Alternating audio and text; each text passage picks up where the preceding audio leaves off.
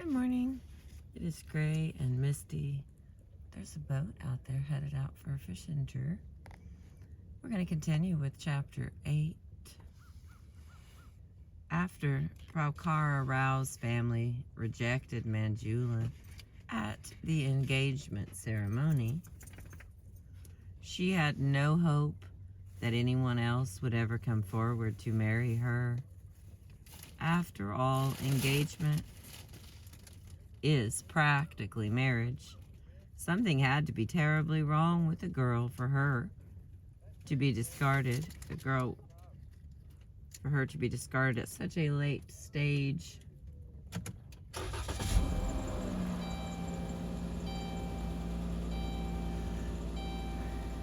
My little dog is cold. 5 months. 5 months after she'd gone to have it out with Praukara Rao, she hadn't heard a word from him. Manjula was no longer just an unmarried woman. She was a spinster.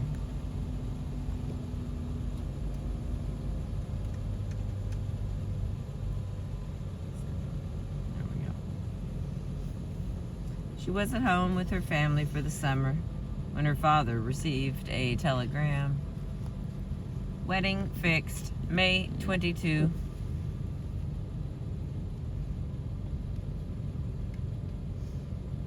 It was from Praukara Rao's brother, and there was no mention of a dowry.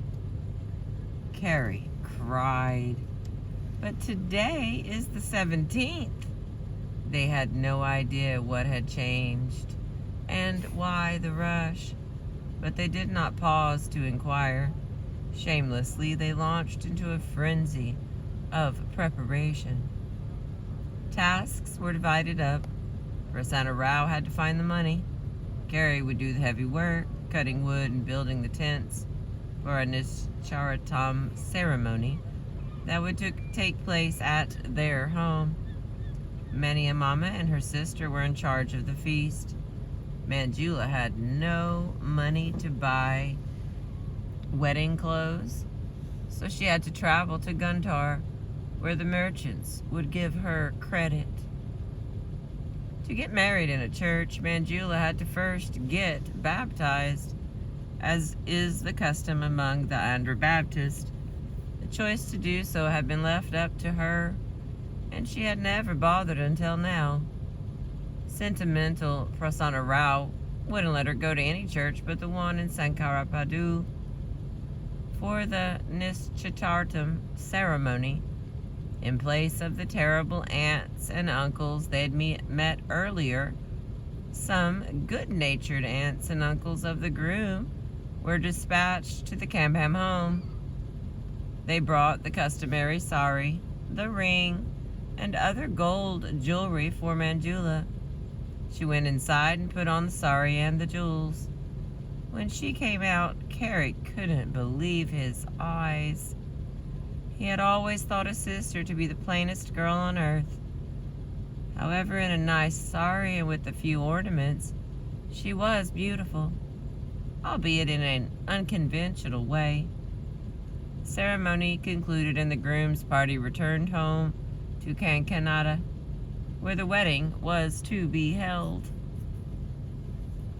There was neither time nor money to print invitations, or even to notify friends and relatives.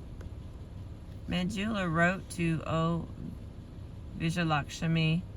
Vijalakshmi wasn't free to make the journey to Kankada, but knowing Manjula had no womanly skills and that her relatives were almost like bushmen, Ovi felt it was her duty to come and help Manjula prepare herself.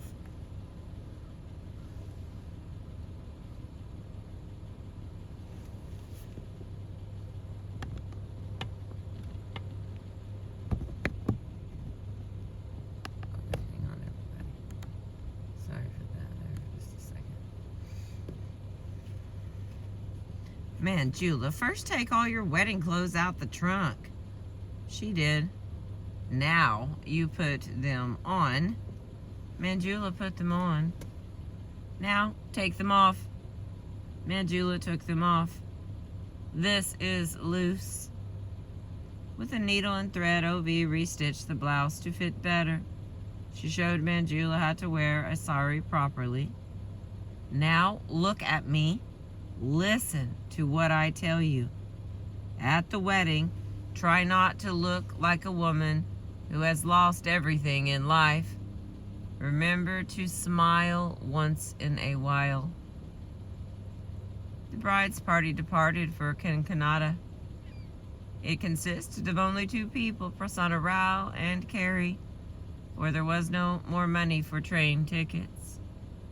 The moment Manjula stepped out of the house, Satyam broke down, fell to his knees, and wept. No one could console him. They all thought that he wept because he couldn't attend his sister's wedding, but it wasn't that.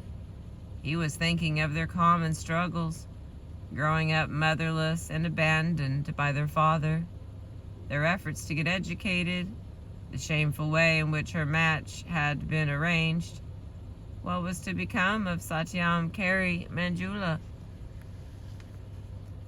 The bride's party took a bus to Alaroo, where they would catch the mail train. Manika Rao and Naranja Mama joined them there. In the untouchable slum of Elwynpeta, in the town of Kankanata, Prabhkaur Rao's family, the Gillas, were the most prominent family. Whenever their household held a celebration, everyone in the slum came to watch the spectacle, enjoying it vicariously. When Manjula's rickshaw arrived in Elwynpeta, the slum children ran alongside her, heralding her arrival. "The bride is here! The bride is here!" When Manjula saw how Prabhkaur Rao's family lived, it was as if she had been taken up in a spaceship. And Baha'i, she was instantly transported into a marvelous new world. There were 2-storied houses, 2 separate buildings for 2 separate families who lived as one. They towered over the squalid huts all around them.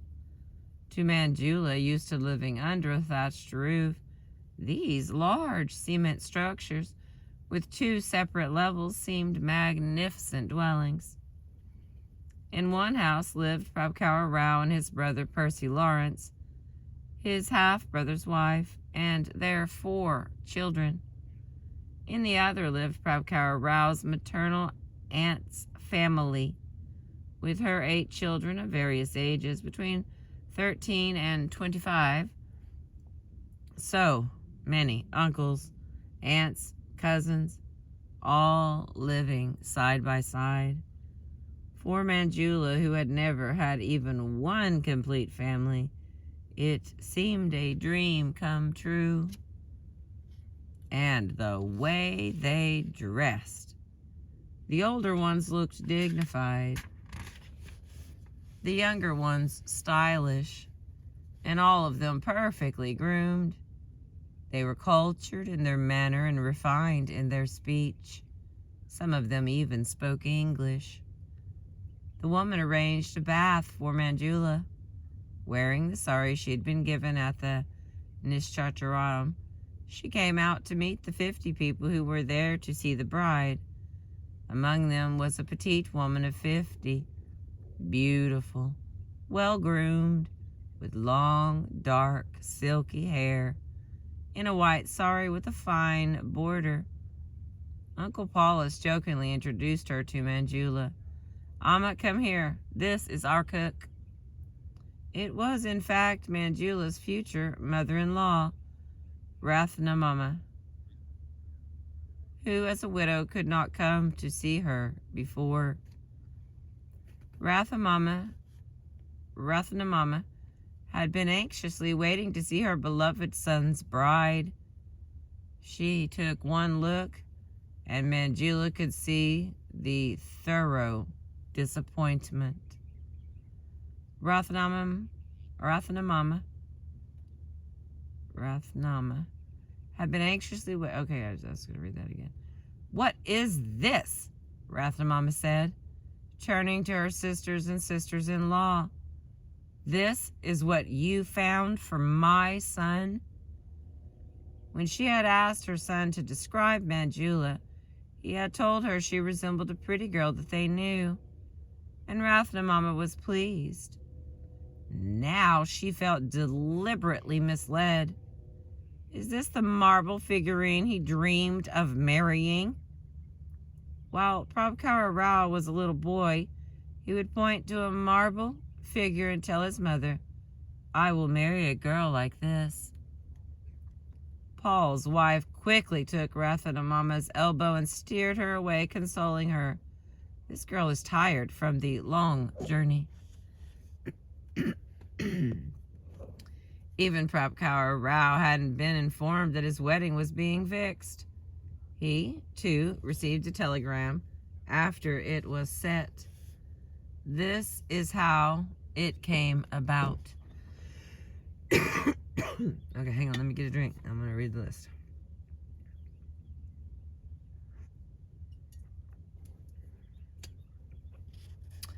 All right. This is how it came about. Paul, Rathnamama, Sathamani, and David John were siblings, Paul being the oldest. Rathnamama's husband had died, and so it was Paul's responsibility to marry off Prabhakara Rao. Because he was the eldest living son, it was also Paul's responsibility to marry off his own brother, David John. Sathamani and her husband, Paulus, took sadistic pleasure in interfering with the lives of Sathamani's widowed sister, Rathnamama, and her two naive sons, Prabhakara Rao and Percy Lawrence. For years, they made sure the two boys never married and connived to condemn them to eternal bachelorhood. Sathamani and Paulus had a daughter named Hemlatha, whom they wanted David John to marry. They were keen on this match because David John was a doctor. They went to Paul, who told them, "I cannot afford 2 wedding ceremonies. You have to wait until Prabhakara Rao also finds a girl." Because of Paul's parsimonious stipulation, Paulus quickly settled for Manjula, she being considered of the brides in offer the least desirable in looks, and informed the parties by telegram. The more Manjula learned of the circumstances surrounding her marriage, the greater her humiliation.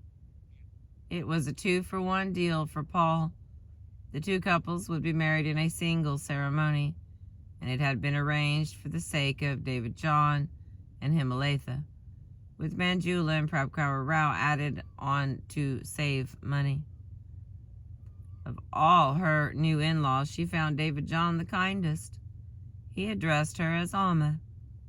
Like Satyaman advised her, "Eat well, Amma, and avoid greasy food. Sleep well, nothing to worry about." The morning of the wedding, Manjula felt sorry that she had no female relatives to fuss over her in front of the mirror. As she took out her sari, a girl her age came rushing in. Prabhakara Rao's cousin, Sacharitha, Sacha, as she was called, was also darting here and there like a butterfly. "Vandina," which means sister-in-law, wait, what are you doing? You think you have no one? You are my Vandina, and I am going to get you dressed." Sacha turned to her sisters, who were also gathered around Manjula. "Look how beautiful Vandika's skin is. So smooth, so silky, soft like butter. Her hands and feet so divinely beautiful. They should be displayed in a museum. They are not for anyone to touch." Sacha helped Manjula with the sari, applied makeup to her face, then combed her hair ever so gently into an elegant wedding bun, The final piece of the ensemble was brought in, a white lace veil. Manjula said firmly, almost harshly, "No, no veil." When this news spread, women from both houses came running in, holding their chins between their index fingers and thumbs. They gasped. "What? What? No veil?" Manjula repeated, "No veil." In the other room, Hemletha was being fussed over by her sisters, mothers, aunts. When she heard the news, she threw a tantrum. "Well, if she's not going to wear a veil, I'm not either." Knowing how much Hemletha had dreamed all her life of wearing the veil, the woman begged Manjula to change her mind.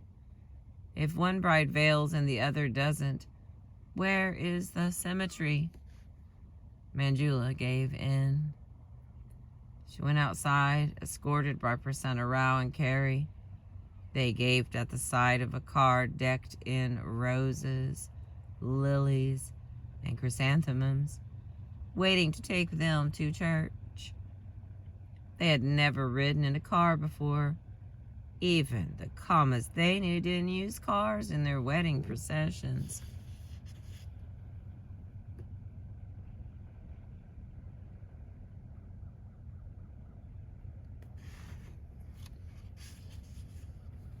As the two couples entered the church, the organist assumed his position, held his hands poised over the keys for a moment, and began to play his solemn music. The congregants fell silent and got to their feet.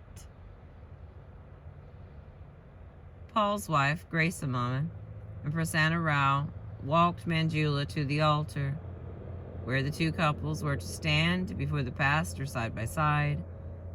As Manjula passed him, she spotted Rama Rao sitting among Prabhakaur Rao's guests. She was pleasantly surprised to see her aunt, Nagarathamama, and all Manjula's 6 cousins sitting in the front row.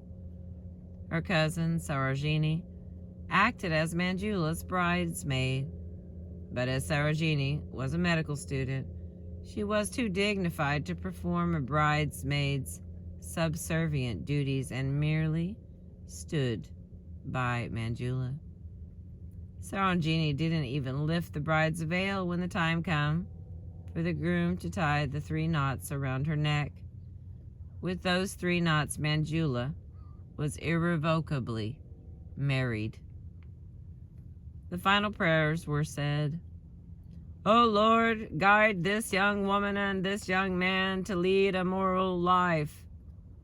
Manjula clearly heard Aunt Nagathamama sniggering from the front row.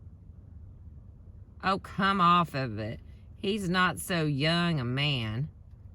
Manjula realized she had never been told Prabhakaur Rao's age. David and Hemletha got into one car. When the second car drove up, a man came up and asked Manjula and Prabhakaur Rao to step in. The polite man, completely bald, was probably 15 years older than Prabhakaur Rao in Manjula's estimation. Prabhakaur Rao introduced him to Manjula, telling her, "This is my younger brother, Percy." Manjula almost dropped her bouquet in panic. "Bay boy?" she thought. "Younger brother? This old bald man is a younger brother to my husband? This whole wedding is so shameful."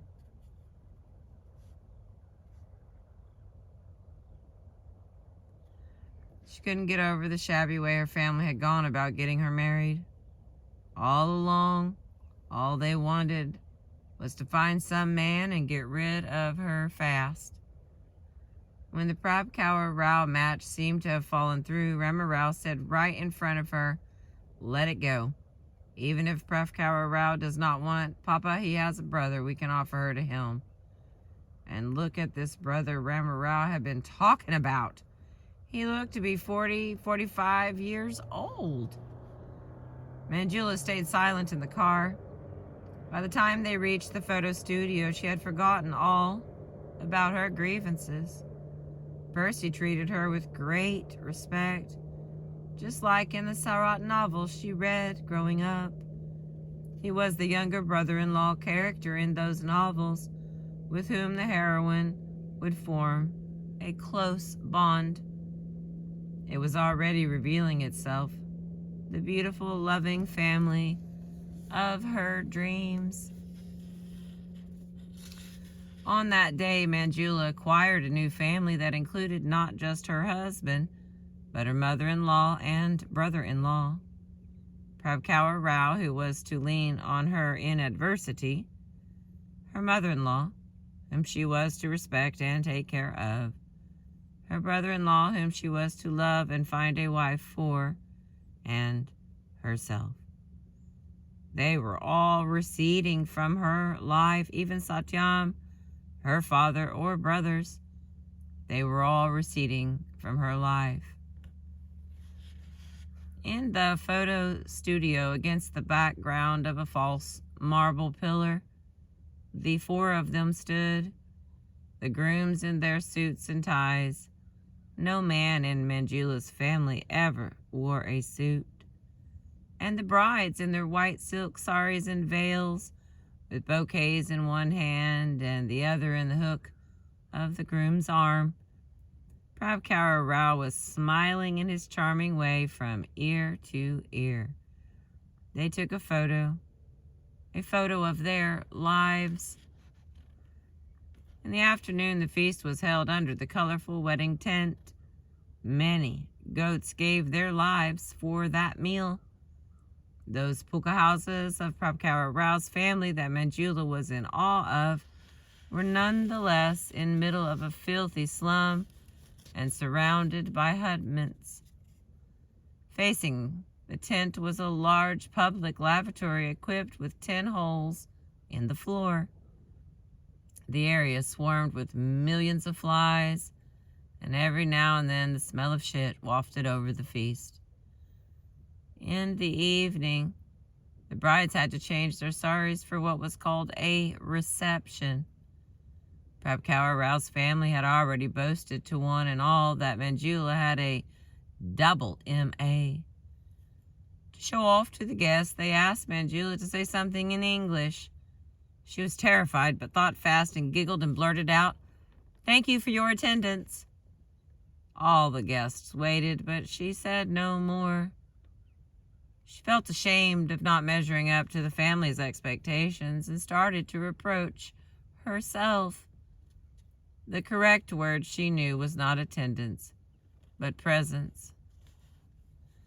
The next morning, Manjula observed a stream of neighbors and relatives knocking on the door of the Gilla house, asking back what they had lent the family for the wedding. One by one, right before her eyes, the furnishings that had so impressed her disappeared. The chairs the guests had sat in, even the bed Manjula had slept in, belonged to someone else. The cups, saucers, and plates had come from the people who lived in the house behind. In the end, not even 4 plates were left for the 4 of them. Rathan Mama, Percy Lawrence, Prabhakar Rao, and Manjula. The family had put on a show, and now the show was over. Despite their large puka house, which Manjula later learned belonged to Paul, they were as poor as her own family.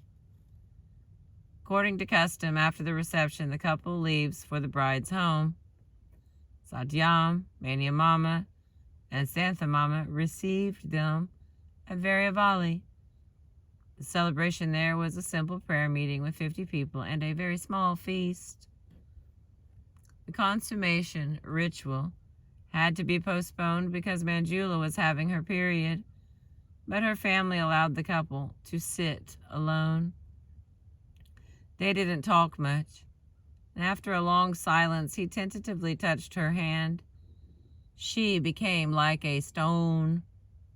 It was a new feeling. She didn't respond or touch him back. After some time, they went to their separate beds. The next day, despite Manjula's period, the couple was allowed to sleep together. As Uncle David had warned Manjula, it was painful.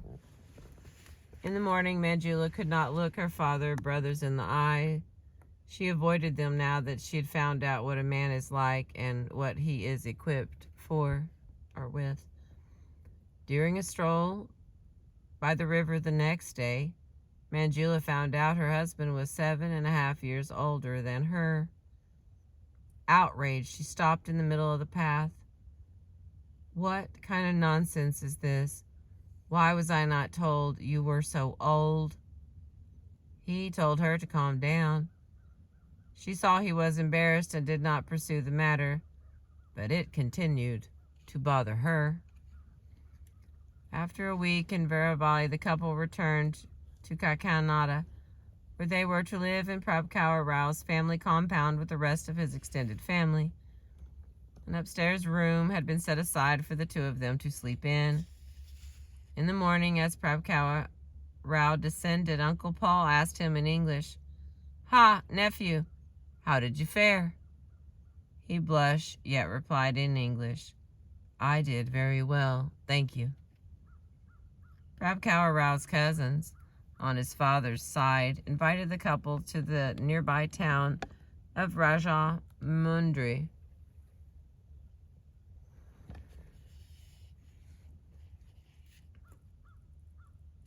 Where Manjula went to sleep and the rest played cards.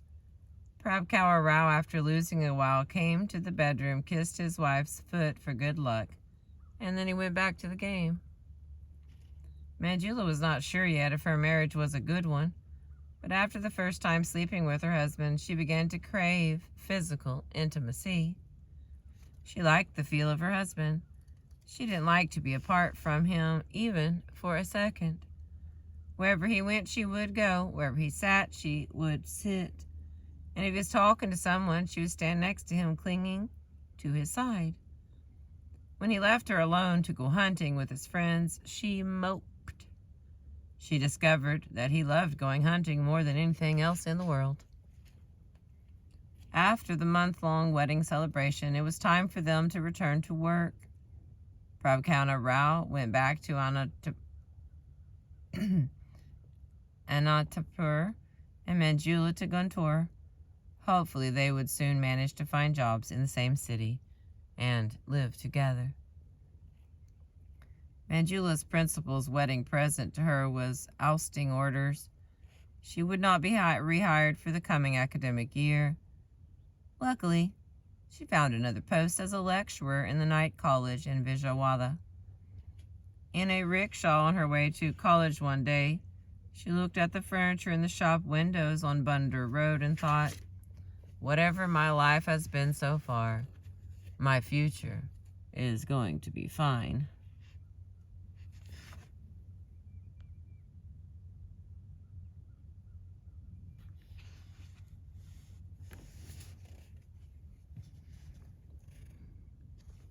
I have a husband. Soon I will set up a home, and in that home see those sofas in that shop. I will have such sofas in my house.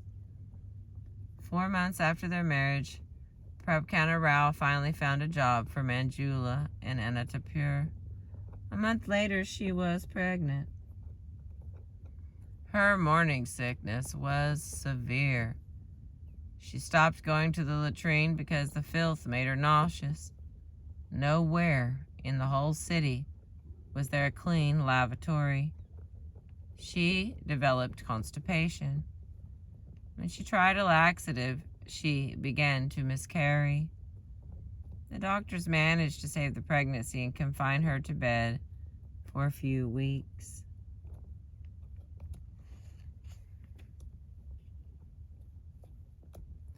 Prabhakar Rao could not help because he did not know how to make a cup of tea, let alone cook.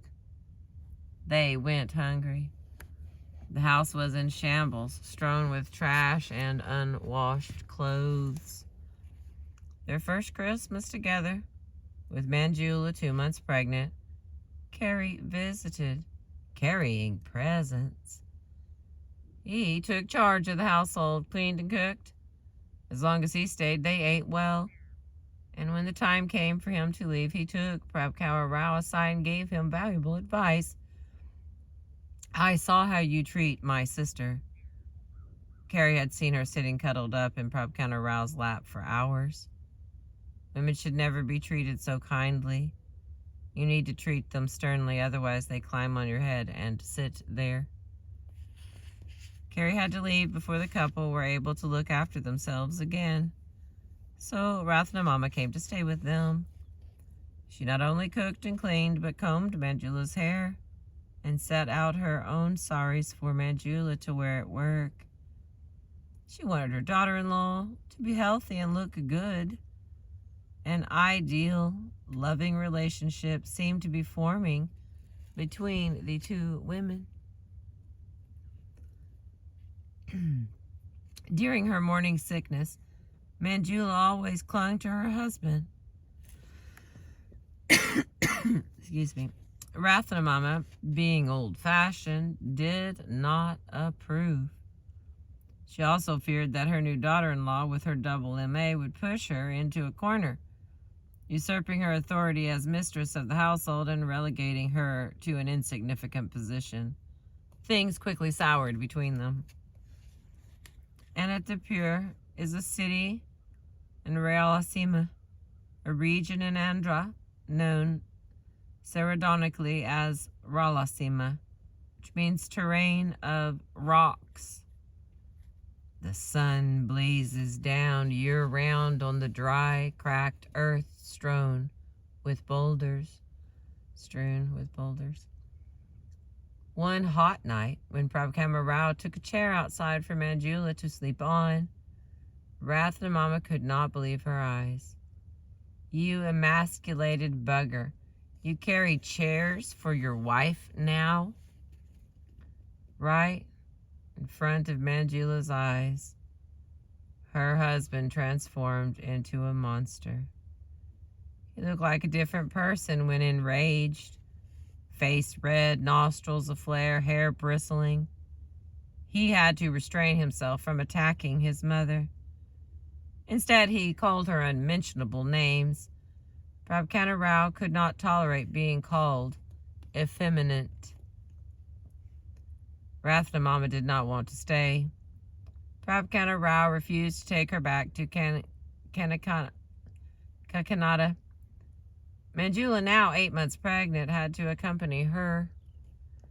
When Manjula returned, the heat was worse. There was no air inside.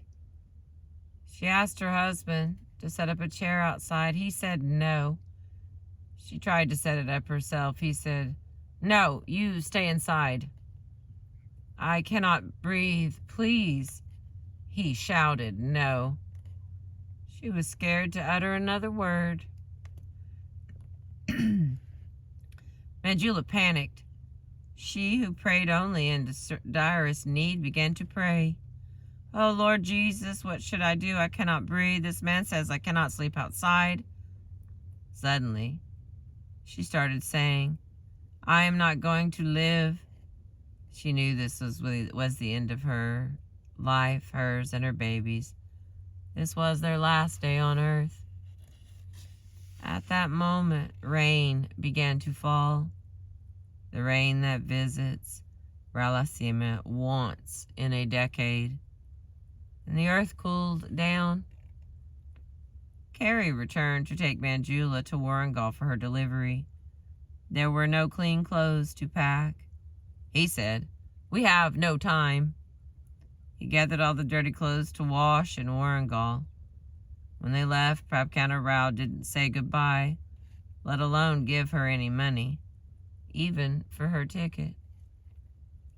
In Kazipet, her brothers treated her as if she were a princess. When she went into labor, they took her to St. Anne's Hospital. By the time she delivered the baby, a tiny girl, Manjula desperately needed sleep. She was filled with so much joy that sleep wouldn't come. And besides, she was afraid to miss a single precious moment. Satyam's son, Siddhartha, 7 years old, came to look at the baby. He fell in love with the baby's feet, always touching, caressing, and kissing them, exclaiming delightedly all the while. Then Shariah came to see the baby. Honey, your daughter is going to be a star. What a beautiful girl. Look at her fingers. She's going to be an artist or a pianist. Carrie sent their father a telegram. A month passed with no response. Many a mama looked after Manjula. For the very first time, Manjula admitted to Satyam, I should have believed you. You really did marry her for the sake of our family.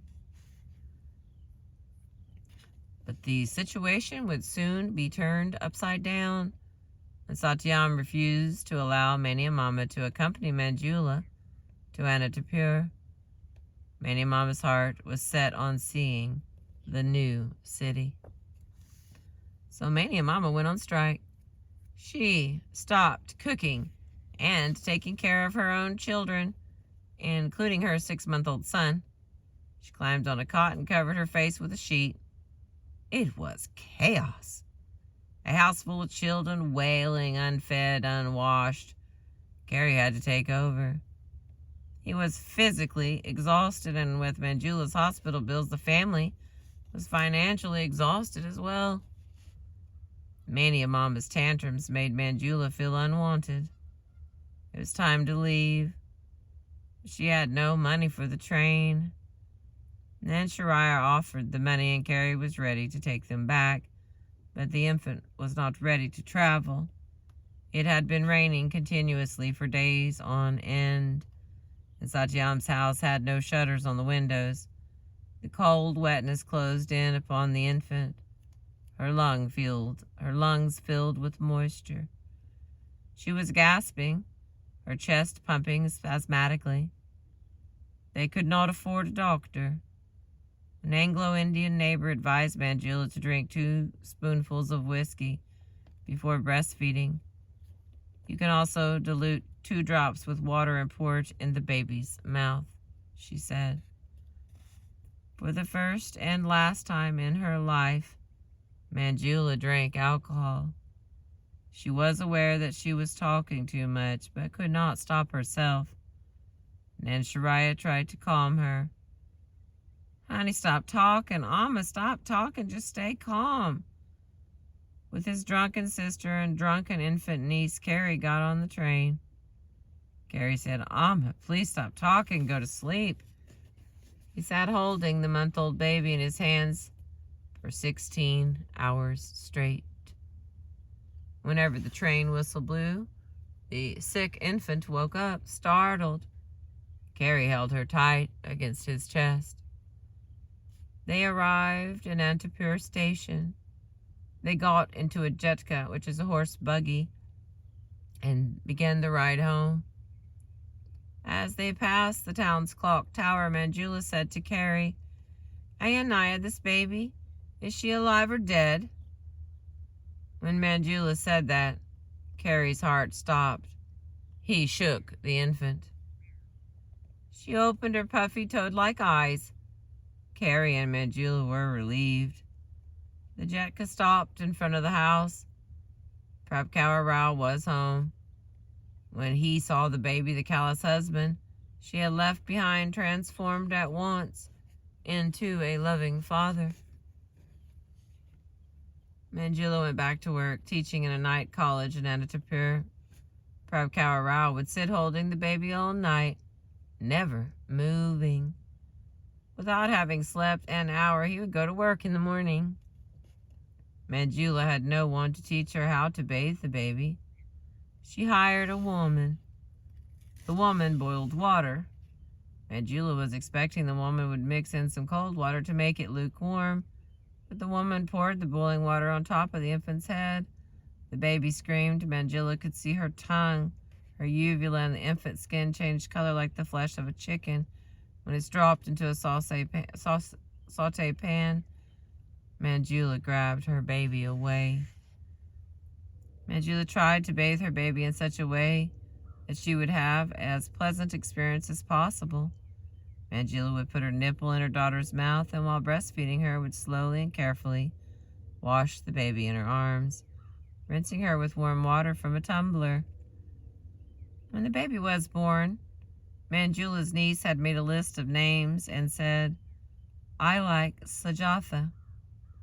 Without a proper christening, they started calling her Suja.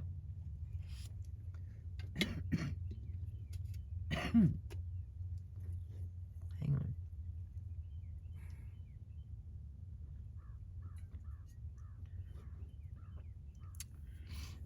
But without a proper christening, they started calling her Suja. But then a conflict arose.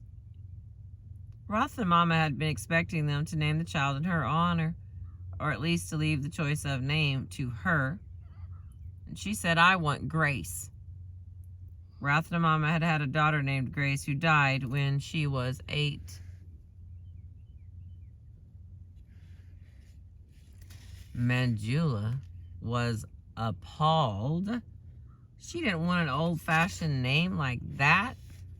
She justified her taste by saying she was secular and didn't want to give her child a Christian name. Prabhakara Rao, who had to decide, would say nothing either way. The day of the christening, he, Manjula, and Ratha Mama walked up the aisle to the pastor, with Prabhakara Rao in the middle, carrying the child flanked by the silently feuding women. When the moment came, they gazed helplessly at his lips. Were they forming Gur or Su?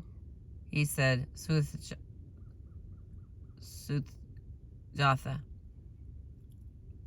When Sujatha was 6 months old, her head was shaved to remove the birth hair. When her parents brought her back to Anantapur, one of their students, a teenager, named her Nirupayogi Swami. Swami of uselessness. It took to smacking her smooth little head. Manjula cried, "Please don't smack it." "But madame, I can't resist, madame." Suja had round everything. Face, mouth, eyes. Prabhakara Rao was especially fond of her ass. "My daughter's ass is shaped like an apple." He brought an apple from the bazaar and held it up beside the butt. "See right?" he asked his colleagues. Excuse me. 9 months after Sujatha was born, Manjula got pregnant again and was let go from her job. Losing her job was a regular part of life for Manjula at this time. In government colleges, she was only eligible for temporary positions, filling in for someone who was away on leave. It was easy for principals to fire her if for any reason they did not like her. Yet she could not qualify for a permanent post in a government college without taking the state lecturer selection exam. Because a few positions were open in the state, this exam had not been held in years. During summer holidays, Prabhakara Rao took the family to Kikanada. When Prabhakara Rao returned to Anantapur, Manjula stayed in Kikanada with her in-laws to look for work in town. She applied for a position at the Women's College under the trusteeship of a wealthy Hindu temple. Annavaram Satyavati Devi College, where, because it was a private college, she was eligible for a permanent job. She was interviewed by a group of old Brahmin males, the 3 of them looking extremely orthodox with their heads totally shorn, but for a tuft of white hair at the top and long, vertical red lines drawn down their foreheads. For an untouchable young woman who desperately needed a job, A more daunting party of examiners could hardly be imagined. Manjula, intimidated, sat in front of them, her palms sweaty and cold, her knees pressed together. "What is democracy?" one of them asked, peering over the top of his glasses. Democracy is a political system where the supreme power lies in the hands of the citizens. In democracy, it is the people who run the government through their elected representatives. In essence, democracy means a government of, by, and for the people. The ancient Brahmin males nodded approvingly and made check marks on the sheets in front of them, but she was not done. This is what they write in the textbooks. This is what the professors teach their students in college universities. This is what students are forced to write in exams and candidates to utter in job interviews, as I have just done. The aged conservative Brahmin males looked up at her. But so far there has been not a single example of democracy in the world. Nowhere in the world. Not in one single country is there a rule of the people, let alone by the people, for the people. The British, the Americans, the French, and now the Indians, they may claim they have democracy in their countries, but it is all bogus. Hypocrisy. The very definition is wrong. In all their years as directors, those highly placed Brahmins had never come across another candidate like her. And untouchable at that. Oh, she got that job. At the women's college, the principal harassed her, constantly finding fault with her teaching methods. The filth of Elwyn Peta exacerbated her morning sickness. It was mango season. The flies were everywhere. Suja had grown thin. Even with Manjula's job, the family could not afford milk powder, so they fed the baby rice, lentils, and vegetables. One day, Suja suffered a dangerously severe bout of diarrhea. She shat 20 times in 1 hour and was dehydrating fast. There was no money for the doctor. Prabhakar Rao visited for a long weekend. Manjula begged him, "Please take me home. I cannot live here. We are going to die." Prabhakar Rao simply said, "Let's go." Another temporary teaching job had opened in Anantapur. If she wanted to grab it, they had to start right away. In spite of a dangerous typhoon and flooding, they took their lives in their hands and left at once. Manjula got the job. 3 days later, she was ousted. Prabhakar Rao and Manjula were dangerously in debt to the Marwari moneylenders. Prabhakar Rao avoided telling his wife how bad their situation was, but he was drowning. When she was away in Kazipet, he had the desperate idea of treating one of his thug students to chicken meals in the hope of enlisting him to scare off the usurers who were after him.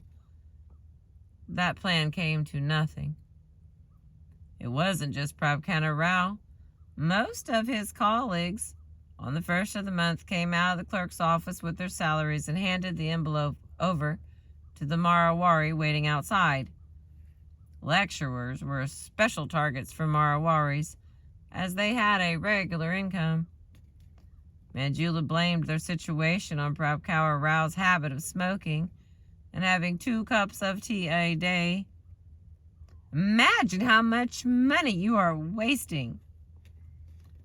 Prabhakar Rao hated being called an indebted man, even more than being called a sissy. It humiliated him. He carried on borrowing, paying back, borrowing, paying back.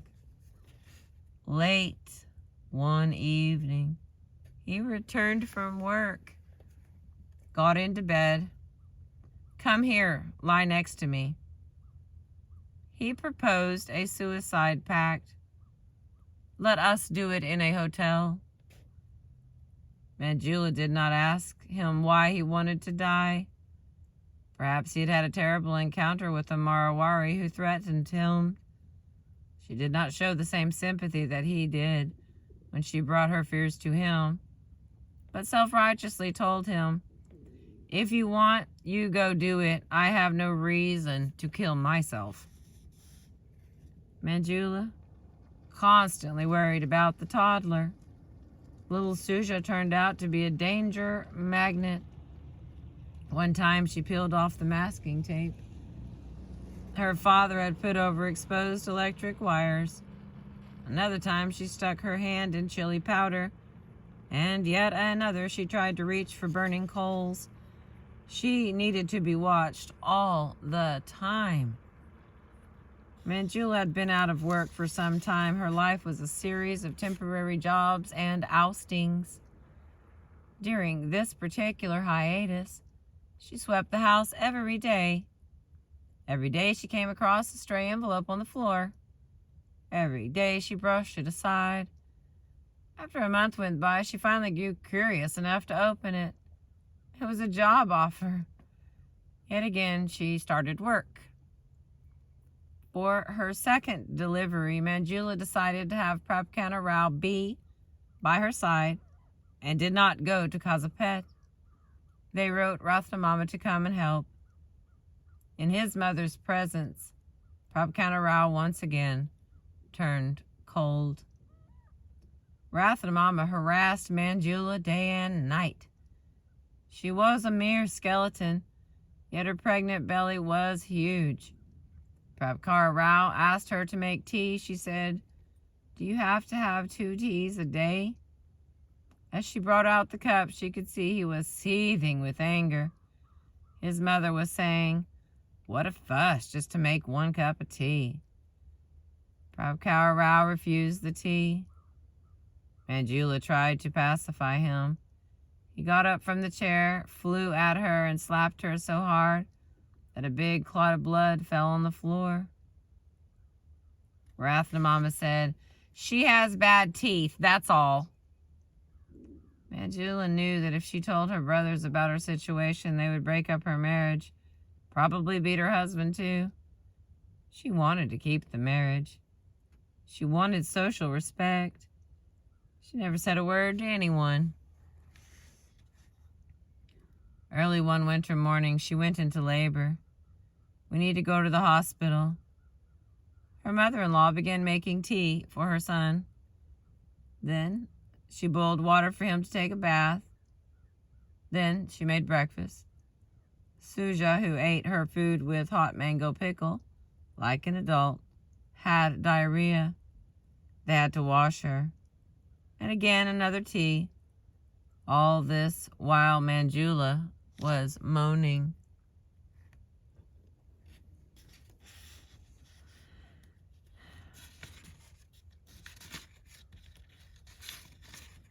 I don't even know where this chapter ends. I gotta turn the car back on.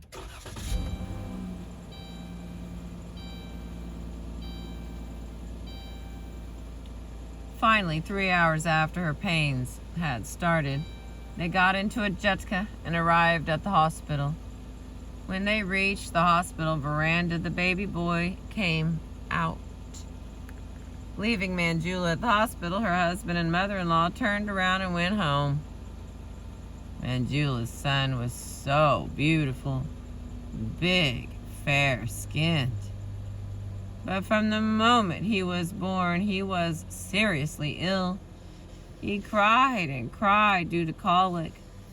A young nurse, to calm him down, mixed glucose powder in a spoonful of water taken directly from a rusty, moldy tap and poured it in his mouth. Immediately, he began having diarrhea and vomiting. Manjula panicked. The doctor saw that Manjula's son was choking on his own vomit. He was immediately taken to the ICU. Observing this drama, one of the visitors of the patient in the bed next to Manjula ran after the doctors to see what would happen. Manjula waited in tears. Hours passed. No one would tell her anything. While dozing off, she heard the patient next to her talking to someone. "The boy has gone." Manjula screamed until the veins in her neck popped out. "My baby, my baby!" The nurses came running and calmed her down. "What's the matter?" Manjula screamed. "I want to see my baby." They assured her he was going to be okay. What the patient had actually said was, "The woman who went off with the baby has been gone a long time." Because Rayasima Telugu is different from the kind spoken in coastal Andhra, Manjula had misunderstood. In India, the patient's family is responsible for helping the patient to the bathroom, bathing her, feeding her. Manjula was hungry. No one sent food from home. She waited 5 hours before Prabhakar Rao arrived with something to eat. "Where were you?" Manjula asked. On his way to the hospital, he had stopped to play a game or two of tennis. He took so much offense at Manjula's questions that he turned around and left. After a few days in the hospital, Manjula came home. Her husband was waiting at the door, blocking her way in. "I don't want you here. Take him and go wherever you want. You cannot come in." Holding the infant, she waited outside for hours. Finally, he let her in. She never asked him why he had treated her like that. The baby was christened Abraham, but at home he was always called Babu, little boy. Babu's diarrhea, which began the day he was born, lasted 13 months. Manjula grew sick with anxiety. Opportunistic, as always, when it came to faith, she turned to God. "Lord Jesus, save my son. I will in turn help the poor and the less fortunate." Manjula feared for the lives of her children. She feared for her own life. It occurred to her that her mother had died at 27, a year younger than Manjula was right now. She tried to calm herself, thinking, "Just because my mother died at this age doesn't mean I will." She took her son to the pediatrician almost every day. He was kind to her. He always tried to assure her that her son was going to be okay. The next time she went to see the pediatrician, the compounder, a peon in a doctor's office, informed her that the doctor had died, some failure of a vital organ. He had only been 28, the same age as Manjula. Her efforts to assure herself that she was too young to die lost all meaning. When the sun went down, her fear of death became impossible to bear. She would pester her husband. "Look, my hands are turning blue. I read in the Indian Express that this is a sign of impending death." He would tell her again and again, "No, you are not going to die." When she woke up in the morning, she would feel a little better, but as the day progressed, she was sure and sure that she and her children were going to die. Her students hated her, too. They didn't want this anxious skeleton of a woman teaching them. Prabhakar Rao's students once went on strike to have him appointed their permanent teacher. Manjula's students now do the same to have her replaced. The last straw for them came when she walked into the classroom and began to scream. There are cracks in the ceiling. They are widening. This building is going to collapse. We must run. There were no cracks in the ceiling. As she walked on the sidewalk, she could feel the pavement moving.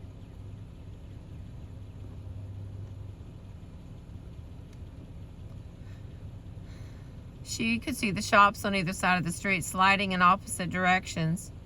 She tried to make sense of these experiences. She told herself she was crazy. She tried to assure herself that it was all in her head and to stop worrying. But time and time again, she would hear of some local tragedy that brought her fears back.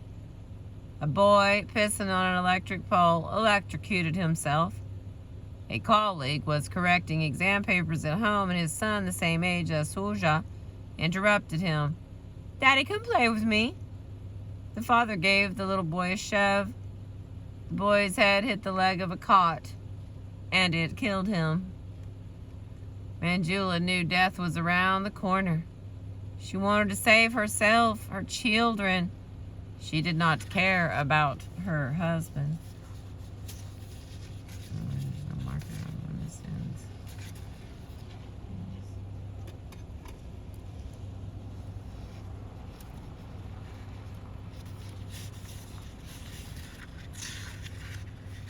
Oh, we're at an hour.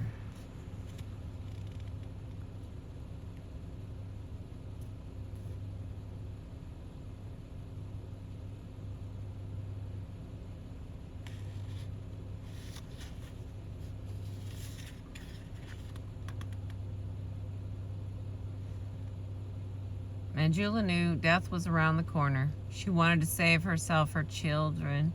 She did not care about her husband. Finally, the crisis to which all these dark premonitions had been leading up to was upon her. She was attending a colleague's memorial service. Prabhakana Rao was sitting beside her, and on the other side was Ganja Raju. As the ceremony concluded, she let a loud gasp and dropped to the floor. People came running. She was actually dying.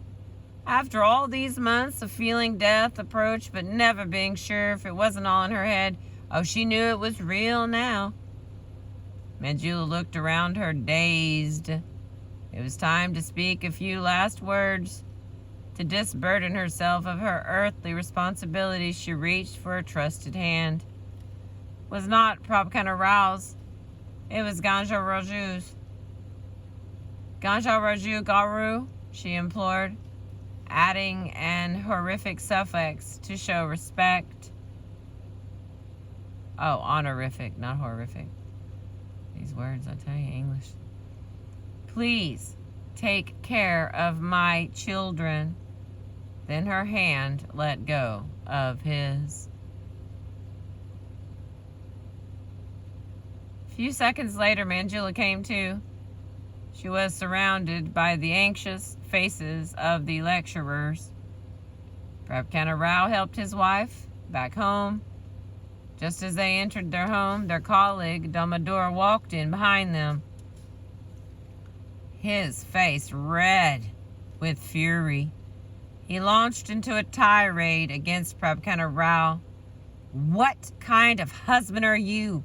Are you a man or a beast? Look at your wife. With 2 small children, she cooks, she cleans, she has to correct the test papers. If not cooking and cleaning, can't you help her with preparing Mark's lists?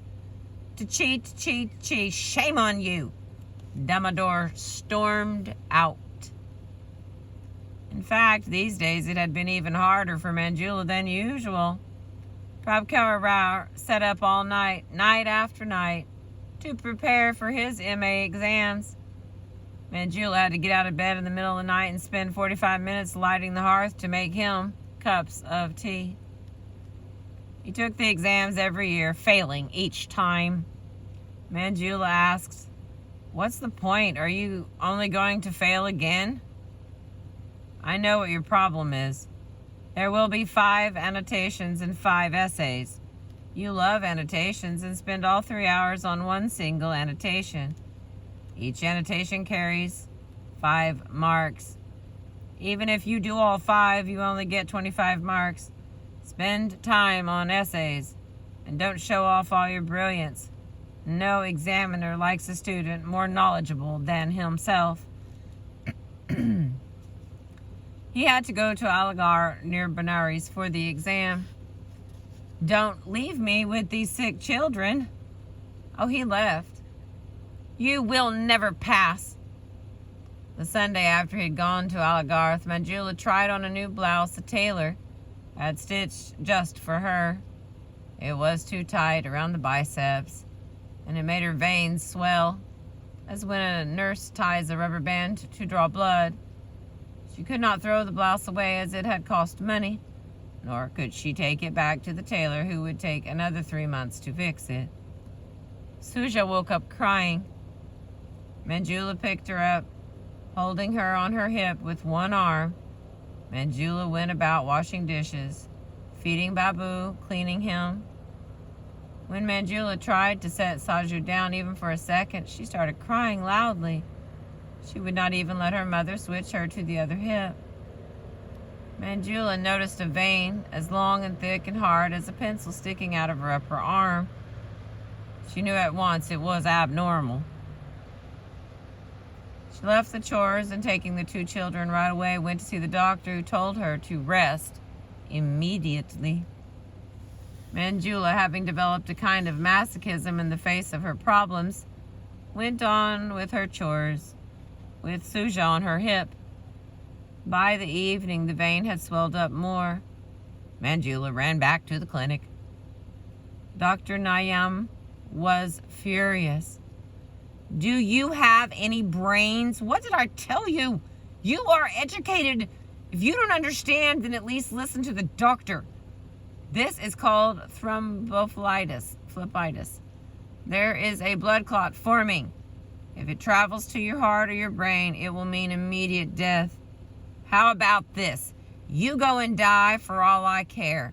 I gave you advice and you didn't listen. You deserve to die. Manjula went home. She panicked. Her temples were throbbing. She sweated, grew dazed, and was overcome by a strange, crazy feeling. Rathnamama woke up. Rathnamama, who never stepped out of her home, who knew nothing of the outside world, ran outside calling for help. A neighbor rushed to the center, brought back a jetka, and helped the women into it. In the middle of the night, the jetka sped through the empty streets. At the general hospital, the doctors checked Manjula's blood pressure, which was dangerously high, and immediately took her to the ICU, gave her an injection, and laid her on a bed. On her 4th day in the hospital, a close colleague of hers, who had come to visit his own relatives, looked straight at Manjula and walked right past her. She was unrecognizable. At 28, all her hair had turned gray. Prabhakar Rao returned from exams. Manjula had returned from the hospital 4 days earlier. He listened to her story. Oh, he said nothing. Maybe he was sick of his sick wife. Maybe he was sick of the hospital bills. I was so ill. What if I had died? Why did you have to leave me and go away? The moment that last word left her mouth, Manjula saw the rapid change in Prabhakar Rao's features and realized what a mistake she had made. He bristled with rage. I want neither you nor this marriage, he roared. He plucked off his wedding ring, ran to the front steps, and tossed it. Manjula ran out looking for it in the bushes and in the gutter. She was upset, not because it was their wedding ring, but because it was the most valuable thing they possessed. Hours later, she found the band, but the most valuable part, the emerald, was missing. The next year, when Manjula, again pregnant, unexpectedly was due to deliver, Prabhakar Rao flew into a rage over some insignificant matter. He was listening to the BBC. He leaped from the chair, picked up the radio, still plugged into its socket, and threw it at her. She ducked. Electric sparks burst out of the socket. Prabhakar Rao knew his pregnant wife needed nutrition. He could afford to buy vegetables, but no eggs, no meat, no fish, no fruit. They had stopped giving milk to the children. One peaceful Sunday afternoon, Prabhakar Rao asked Manjula to make him a cup of tea. She got up muttering, "What if you didn't have so many teas?" She went into the kitchen. When she returned with the tea, she could see her husband was angry. Rathna Mama, throwing kerosene on the fire, added, "So what if he wants tea? Why do you have to complain?" Manjula was already well into regretting she had uttered a word. She began, "Okay, let us forget." Still, sitting in his chair, her husband raised the hot cup and threw it through the open door at the houses on the other side. Suja and Babu were scared and began to cry pathetically. Helpless little persons caught in a war. Manjula started crying too. "Oh, look out, husband. The babies, our babies," she cried. Prabhakar Rao was breathing laboriously. "We will see about your babies. I will lay you and your babies out in the street and hack you all to pieces." This time, Rathna Mama tried to calm her son while continuing to blame Manjula for causing the fight. Almost every day, the radio, the papers, had news of men who had too much debt killing their wives and children and then killing themselves.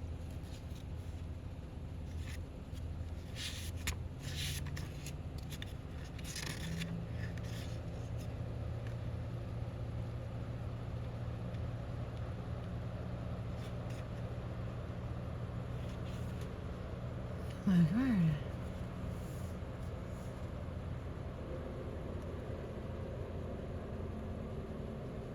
5 long years after Manjula received her MA, the government announced lecturer selection exams for history. This was a life-changing opportunity for Manjula. If she received a good rank and then passed the oral exam, she would finally escape the cycle of temporary employment. With a permanent government job, her livelihood would no longer depend on the whims of a principal. As she came out of the exam hall, it was pouring. Her husband was waiting outside with an umbrella, holding their son. He was tense, like a strict father, anxious about his daughter's performance. He scanned the question paper she handed him and asked her which topic she had chosen for the essay. She showed him. He grunted, "We will see." Manjula came in 10th out of the tens of thousands of history graduates statewide who took the exam. But she had yet another hurdle to face, an oral interview with a panel of high-level academics. Her test scores lost all value.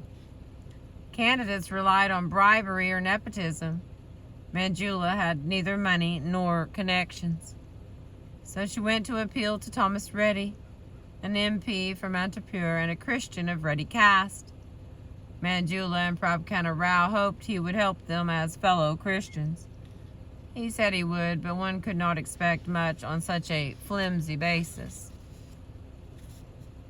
In the interview, Manjula was asked every question she had anticipated and prepared for, in the very order she had guessed.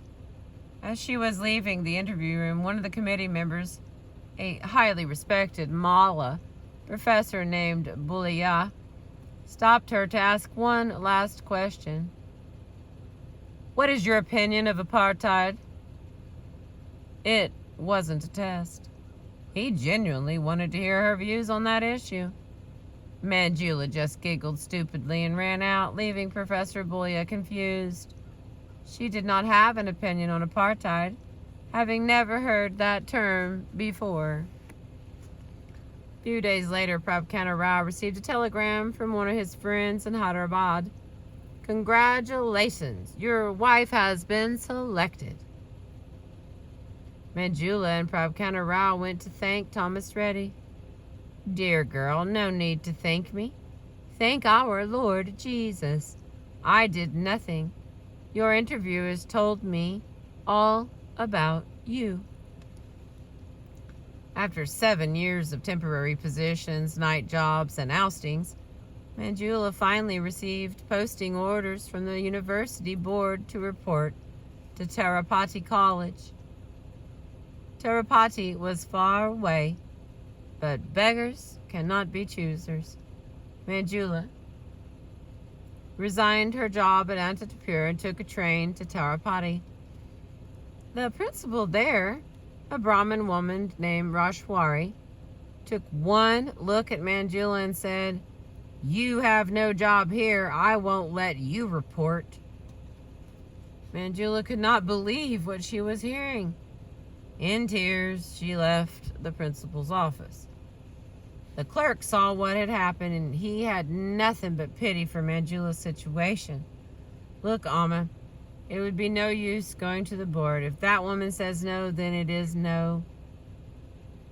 What hurt most was that Manjula had left the job she had. Prabhakana Rao, who had accompanied her to Tirupati, sympathized but was helpless to defend his wife. They did not sleep that night. She would have to rush back, see her principal in Anantapur, and beg for her job back. By 6:30 the next morning, she and her husband were at his doorstep. Mr. Habibullah simply said, "Write a sick leave application for the 2 days you are away. I will rip up your resignation letter." Then he called his wife and he told her in Urdu to bring tiffin and coffee for the couple, their first meal since the debacle in Tirupati.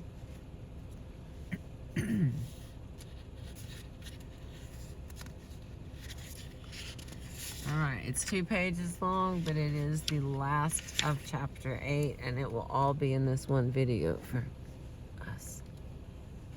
Alright, last section.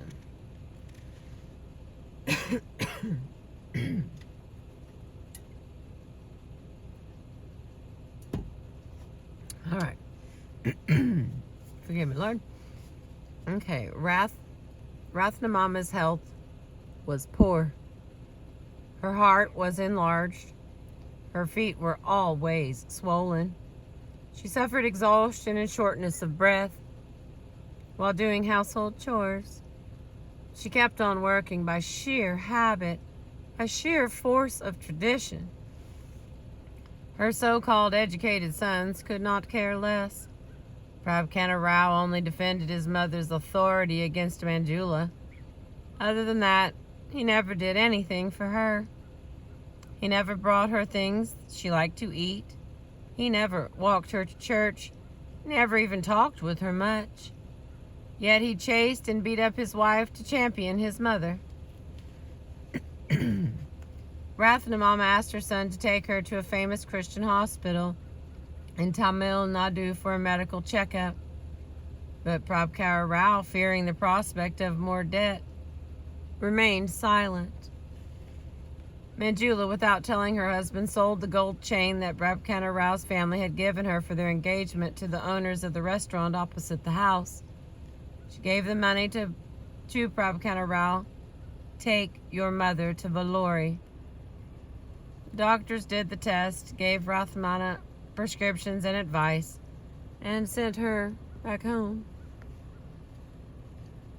In Anantapur, the family bought the medicines.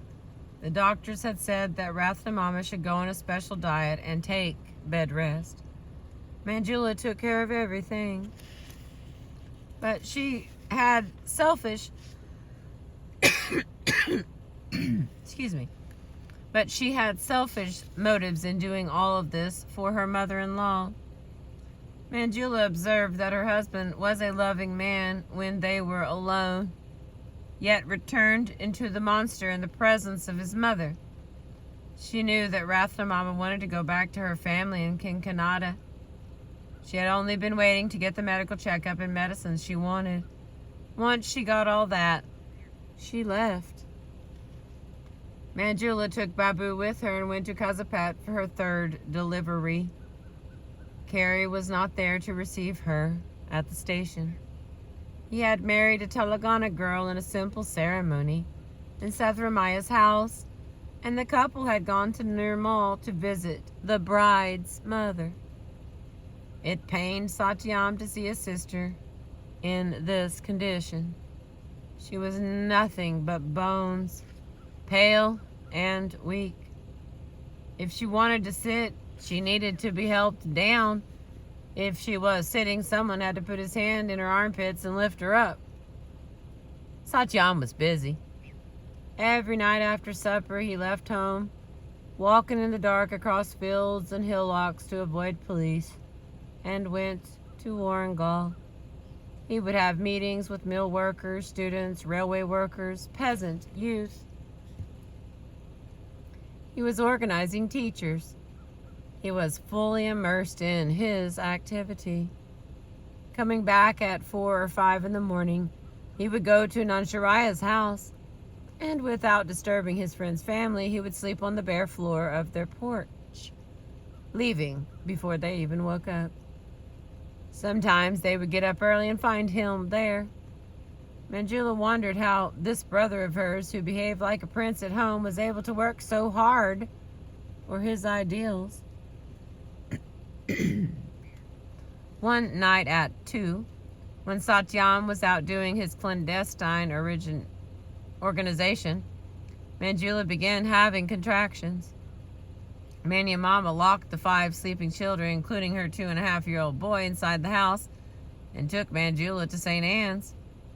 As the nurse was taking down the patient information, Mama remembered that Satyam had said to her, "My sister is too weak. If she has a 4th pregnancy, she is sure to die." Without telling Manjula, Mama told the nurse to arrange for a tubectomy after delivery. At that, the hospital turned Manjula away. As Catholics, they did not approve of birth control. In the dead of the night, Mama took Manjula to the government hospital at Hanamkonda, 2 hours away by rickshaw. No one knew why. During delivery, Manjula started to bleed uncontrollably. A doctor told Mama to go out and buy an injection to stop the bleeding. It cost 75 paisa, which she didn't have. She had spent all the cash they had between them to hire the rickshaws. The medical stores would not open for hours. A thoughtful nurse used an injection that was meant for another patient whose life was not in danger. After the baby was born, Satyam arrived at the hospital. The doctors were waiting for him. "Her condition is very poor," he was told. "We strongly urge that she have a tubectomy." Manjula hesitated. Satyam was furious. "You are going to do as I say." In a few minutes, the very same doctor who had told Manjula she must have the operation returned to inform Satyam that the hospital could not operate on her. "We need a signed permission from her husband." But that husband, once she left Antipur, never wrote, never phoned. To get in touch with him, they would have to write a letter. The going and coming of those 2 letters would take at least 10 days, and the operation needed to be performed within 2 or 3 days of the delivery. For the second time, Satyam committed forgery for the sake of his sister. Posing as her husband, he signed the permission. The doctors prepared Manjula for surgery. After the anesthesia was administered, the surgeon had to leave her on the table to fill out some papers. The last thing Manjula heard was, "I will be right back." The next thing she felt was excruciating pain. Her belly was being cut open. The doctor, having returned well after Manjula's anesthesia had worn off, performed the surgery as she lay awake. After the operation, they did not give her penicillin because her family had yet to find the money to buy it. The doctor simply stitched her up and went away. Modern thinking was Manjula's curse. She knew the importance of antibiotics. She was sure she was going to die. Next morning, Manjula woke up screaming. The janitor, a rude Paki woman, had come to clean her. Perhaps out of some psychological reaction to their own horrible oppression, the Pakis working as janitors in the government hospitals often behaved cruelly towards patients who are poor. This woman was irate to find Manjula still asleep after sunrise. "Hey, you! What are you sleeping day and night? Get up!" She violently pulled off Manjula's sheet. 4 hours' blood had been oozing out at her incision, soaking the sheet, and as the blood dried, the sheet got stuck to the stitches. Tearing off that sheet, this woman ripped the incision open. Mania Mama, asleep by the bed, woke up and, catching the janitor by her bun, yanked her neck back and punched her in the mouth. Mania Mama was the girl all the other girls, including Manjula, had been scared of back when they went to high school together. When she got angry, she was the incarnation of the goddess of wrath. But the janitor was not afraid of Mania Mama. The two women, one wilder than the other, wrestled on the floor. Mania Mama had set upon the janitor to defend her helpless sister-in-law, but once the fighting started, Mania Mama forgot all about Manjula. Locked in each other's arms, the two combatants crashed down on top of Manjula and tore open more stitches. Visiting relatives of other patients in the ward who had been watching the spectacle stepped in to separate the two women. Manjula, losing blood, was taken away by nurses to get her stitches repaired. By afternoon, the janitors' union had called a strike. They wanted Mania Mama to apologize. As she was the wife of a communist leader, the situation was delicate. The party tried to intervene, but the union refused to back down. And finally, Satyam had to force Mania Mama to apologize. The ordeal of the delivery and the surgery had one important effect on Manjula.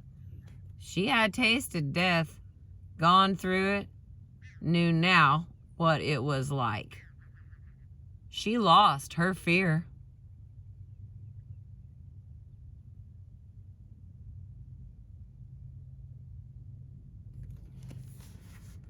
Wow.